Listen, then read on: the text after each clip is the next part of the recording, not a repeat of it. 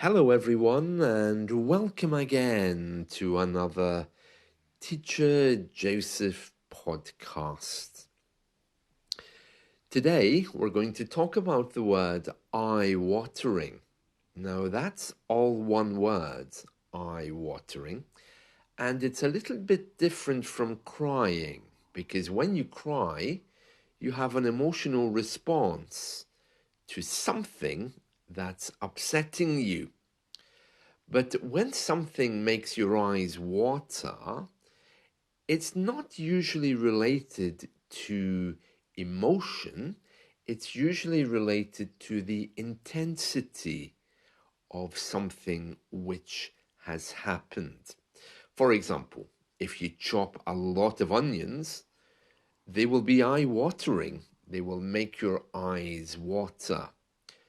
If you go to visit an Indian restaurant, that can be incredibly eye-watering when you eat all of the spices. Some spices can be very eye-watering.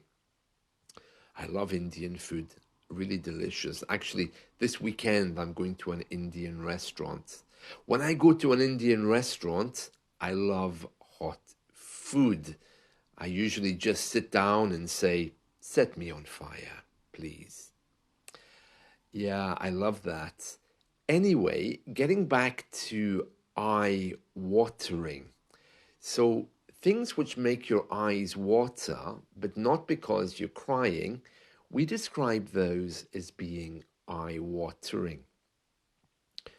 Now, just to demonstrate this, something in our news from today is all about the house of Freddie Mercury. Now, those of you who remember Freddie Mercury or who like his music, he was in the band Queen, then you'll probably remember that he died in 1991. And he left his house to his friend Mary. When we leave something to someone, it means that they inherit it. Okay, so for example, when your friend dies, he might leave you with or leave something to you. Like he might leave his house to you, for example. Anyway, Freddie Mercury, he left everything to his friend Mary. Now, I don't know what happened to Mary, whether she's still around, but she's decided, or the family have decided, to sell the house. And it's going to be sold for an eye-watering 30 million. Now, we use eye-watering in this case because basically it's a way of demonstrating how intense that figure of 30 million is, an eye-watering 30 million pounds. And don't get too excited if you want to see it, because they've taken steps to ensure that simple Freddie Mercury fans can't get inside to see it. You have to prove that you have 30 million before you can get to view it. So there we are. That's Freddie Mercury's house. So that is how we use eye-watering. Now, another example of that might be I was watching sport last night, and one of the competitors had a serious injury. It really was eye-watering. I could feel the pain. So again, you're not saying you're crying because he had an injury. It's because you saw the injury happen and it brought about that intense feeling of, ooh. You almost feel it, and that is eye-watering. It filled your eyes with water. And there we are, eye-watering. Now, we use this a lot for any intense thing. For example, I went to the optician the other day, the eye doctor, and she had a torch and she was shining this torch into my eyes. It was really eye-watering. It wasn't painful, it wasn't emotional, but it was eye-watering. Now, our media use eye-watering a lot to describe high costs. For example, the cost of a meal for two people in a restaurant these days is eye-watering compared to what it was 20 years ago. So we're talking about the intensity of the figure, even if it's not named. So we could just say higher, we could just say shamefully higher, but eye-watering means it's so bad that it hits your eyes like chopping onions. You feel it, you know? Yeah, so yeah, that's Freddie Mercury's house. Actually, I remember when he died, Mary, his friend, she refused to tell anyone what happened to his remains. His remains, that just means his body. Now, I know that he was cremated, but no one knows what happened after that. So very, very interesting, very interesting. And she's never told anyone because they don't want his grave or the place where those ashes are to become a shrine. Because if you think of Jim Morrison, he's buried in France, and there's an endless trail of people go to his grave every day.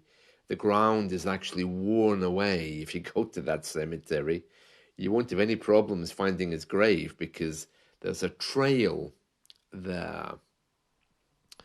Actually, speaking of graves and trails, I remember once I went to Oslo. Oslo is the capital of Norway. And British people, as I've told you before, we have no problem with cemeteries. We can happily go and sit in them. We can go exploring in them. We can have a picnic in them. We can have a music festival in them. We don't have any problem visiting graves and not feeling emotion. Yeah, it's something very strange for us. Anyway, I was telling you that I remember once, it must be 10, 15 years ago, in fact, oh, definitely more than that now. I went to Oslo and I was sitting in the cemetery because I was riding a bike and I wanted to rest.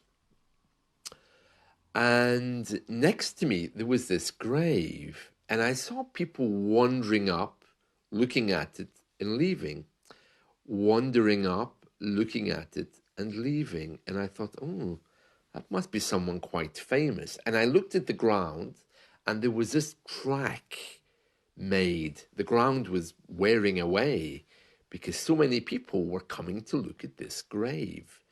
And I thought, oh goodness, I wonder who this is. And I got up off my seat and I went over to see who it was. And it was the artist Edvard Munch. You know, the guy who painted The Scream. The Scream is that really disturbing portrait, the one where someone's holding their hands in a field looking over a little fence. I'm sure you know it. If you look on the internet, you'll definitely recognize it. It was a really bizarre moment. It's an iconic work of art that's often used when we talk about the human condition. It has a figure with an agonized expression, and he or she's holding the hands up against the face, and there's an orange sky.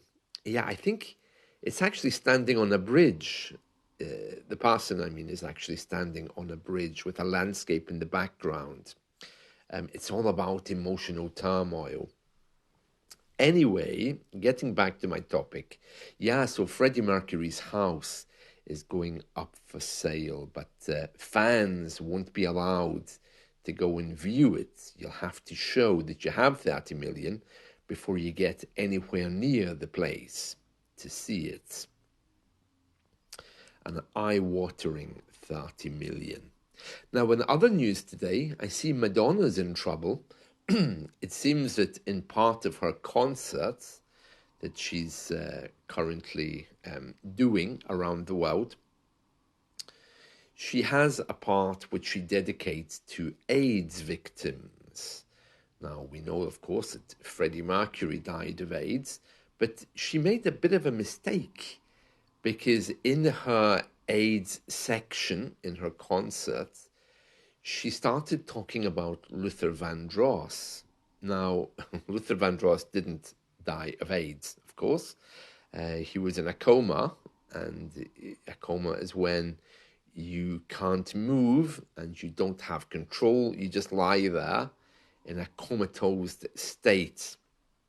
So I think he died quite young after being in a coma. But she referred to him as dying of AIDS.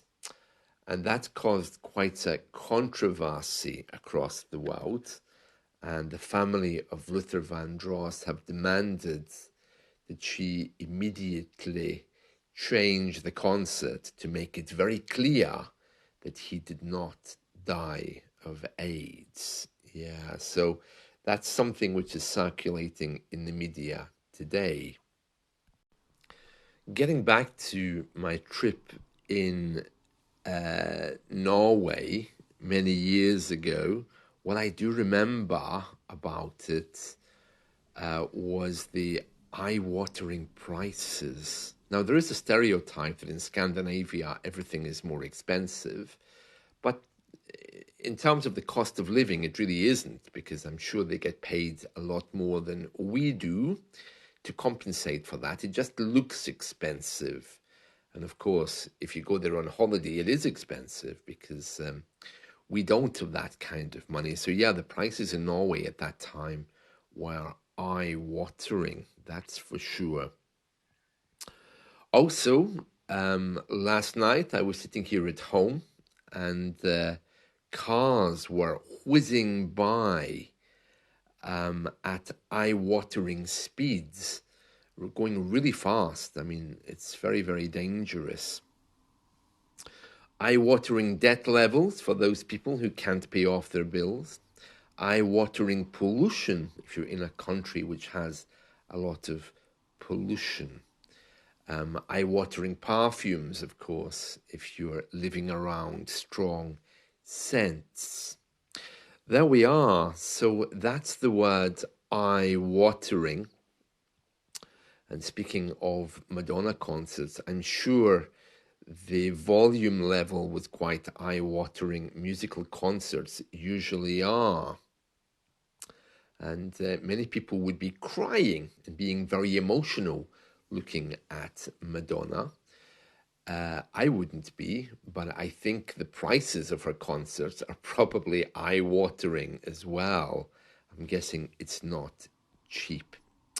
There we are. So that's eye-watering. So I hope you've enjoyed this. I also hope you enjoy your day, and I'll catch up with you again soon. See you. Bye.